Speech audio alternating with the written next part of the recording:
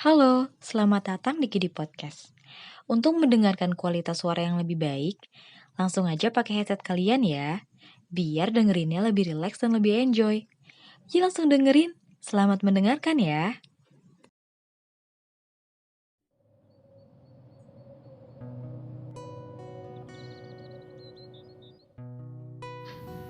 Halo, jawab pertanyaan aku ya. Kalian pernah gak sih ngerasa kurang? Ngerasa kayaknya ada sesuatu hal yang pengen banget kalian rubah dalam diri kalian sendiri. Dan hal-hal itu terjadi setelah kalian membandingkan apa yang mungkin kita gak punya dan apa yang orang lain punya. Iya, dan episode kali ini gue bakalan bahas buat kamu yang merasa masih insecure. Dan di episode ini gue gak sendirian. Gue ditemenin seseorang yang sangat spesial, yaitu yang biasa dikenal Kak Kias Balik. Mungkin salah satu dari kalian yang biasa dengerin podcast di Spotify, mungkin kalian ada yang tahu podcastnya Kak Kias Balik. Dan langsung aja, gue, Kidi Podcast, bersama Kias Balik, akan menemani kalian berbagi cerita yang semoga ada maknanya. Anyway, Kak Kias, kabarnya gimana hari ini? Kabarku alhamdulillah baik-baik aja. Ya kayak biasa lah. Sendirinya gimana nih kabarnya? Aku alhamdulillah baik dan sehat. Oh iya, langsung aja ke pertanyaan yang pertama ya Kak. Oke, boleh, silakan. Dan mungkin pertanyaan pertama ini langsung dalam banget nih Kak. Pernah gak sih seorang Kias Balik ngerasa insecure? Kalau dibilang insecure, ya pasti setiap orang kayaknya hampir setiap hari ngerasa insecure. Termasuk kayak gue juga yang suka setiap hari kadang suka ngerasa insecure. Dan kalau boleh tahu, insecure-nya karena apa nih? Insecure-nya banyak banget. Dari mungkin pas kok bisa ya gue kayak gak secantik sama mereka.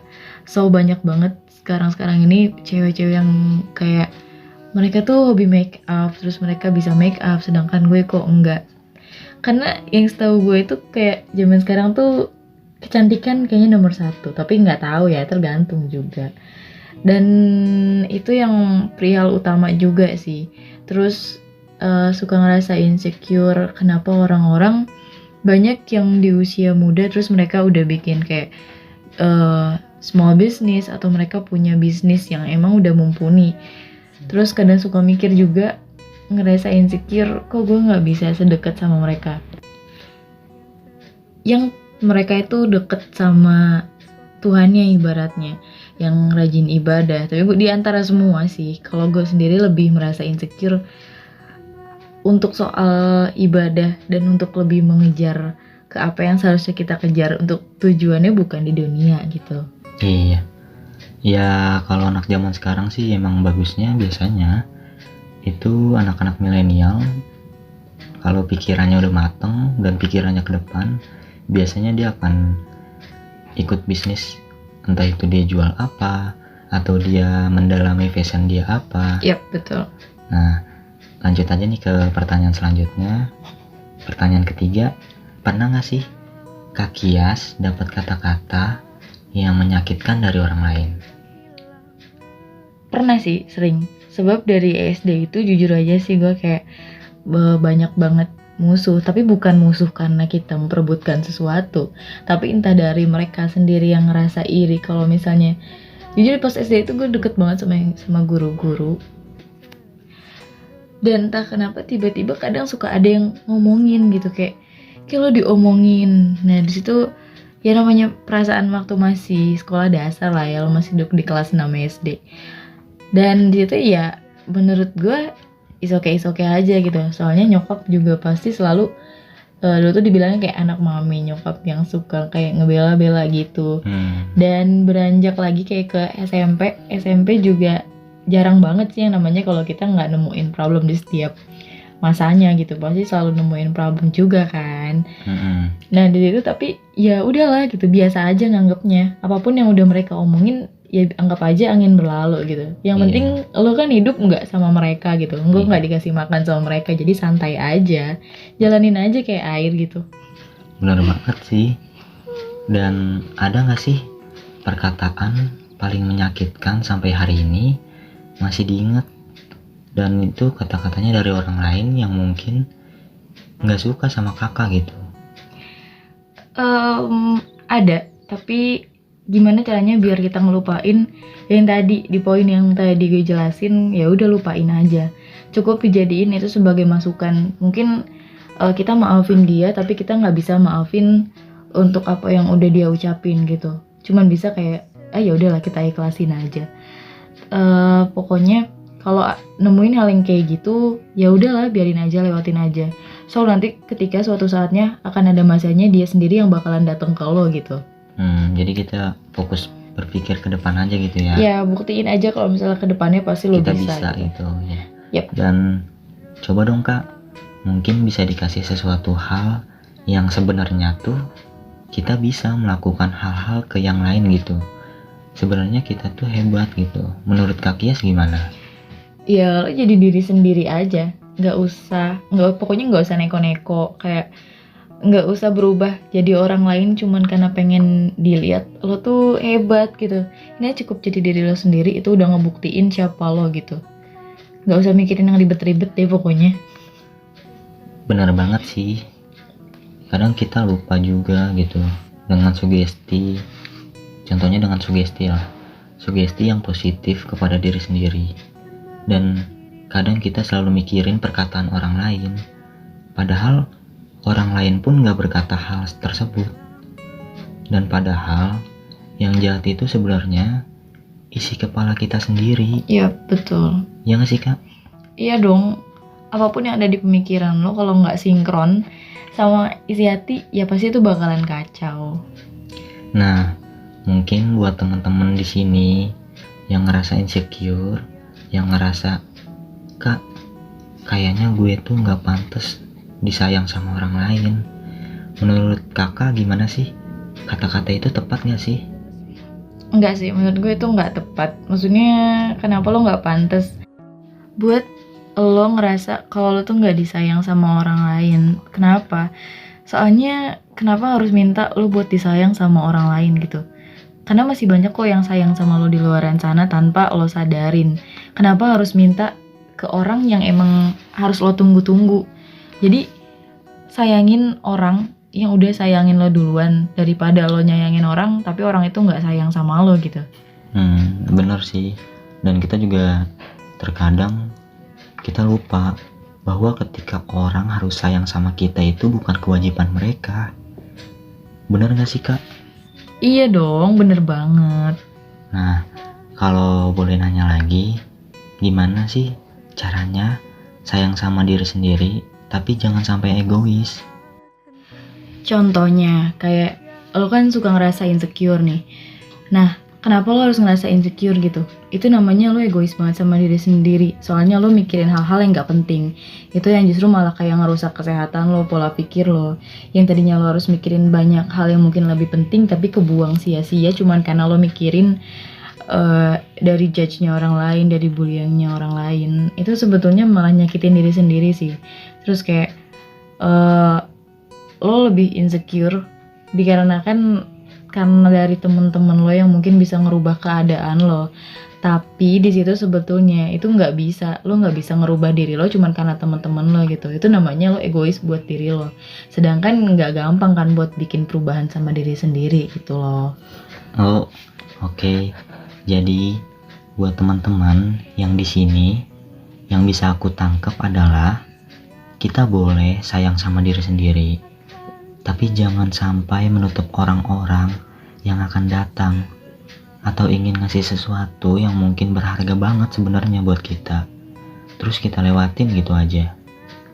Dan aku mau nanya lagi nih Kak ke Kak Kias. Kak, bener gak sih kalau semua itu gak selalu tentang fisik? Jadi kayak ada value-nya yang lebih dalam gitu, atau value yang lebih dihargai dibanding paras, kecantikan, atau ketampanan. Iya gak sih Kak? Iya, betul banget.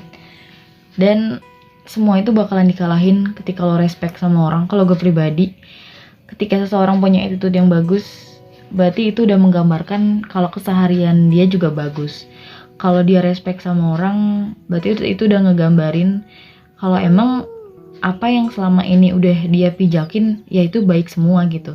Tapi nggak menutup kemungkinan sih. Cuman yang dari pandangan gue kayak gitu aja gitu.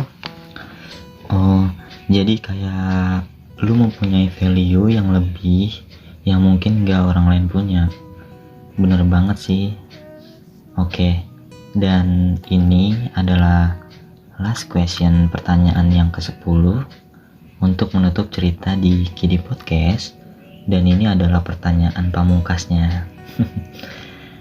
Gimana sih Kak caranya buat berhenti bandingin diri kita sama orang lain? Iya, jadi diri lo sendiri dong. Kalau misalnya lo nggak bisa berhenti buat bandingin diri lo jadi apa ya, kayak orang lain, nanti lo nggak bakalan maju-maju, terus tetap bakalan nge-stuck. Kalau misalnya orang lain dia bisa beli mobil mewah, apa kalau hari itu juga akan beli mobil mewah? Enggak kan, intinya jangan terlalu menekan diri lo gitu. Kalau emang itu bukan passion lo gitu, ya fokus aja ke diri lo sendiri, nggak usah fokus ke hal yang lain gitu. You know lah. Oke, deep banget sih. Jadi harus fokus dulu ke diri sendiri. Ya betul, harus. Kalau kita mau buat sayang sama diri sendiri, karena memang buat nggak bandingin diri sendiri sama orang lain adalah fokus ke diri sendiri. Kadang ngebandingin itu terjadi ketika kita terlalu punya banyak waktu luang buat merhatiin orang lain. Yep, peduli sama masalah orang lain. Maksudnya bukan peduli sama hal-hal yang mungkin nggak harus kita peduliin gitu. Jadi gitu teman-teman. Intinya fokus ke diri sendiri. Dan kalian harus tahu apa yang kalian ingin perbuat ke depannya. Kalian harus tahu juga fashion apa yang kalian bisa gitu. Dan segitu aja sih. By the way, kita akhiri podcast di episode yang ini.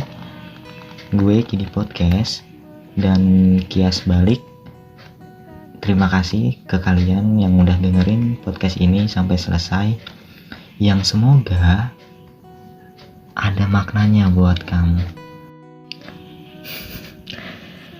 Tunggu di podcast episode selanjutnya ya. See you.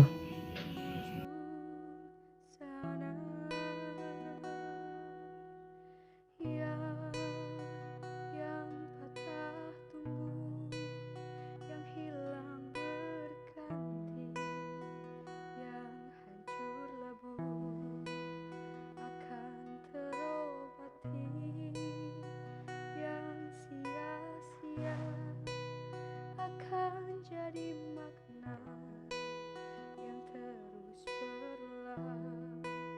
Suatu saat henti yang pernah jatuh kan berdiri lagi, yang patah tumbuh, yang hilang berganti.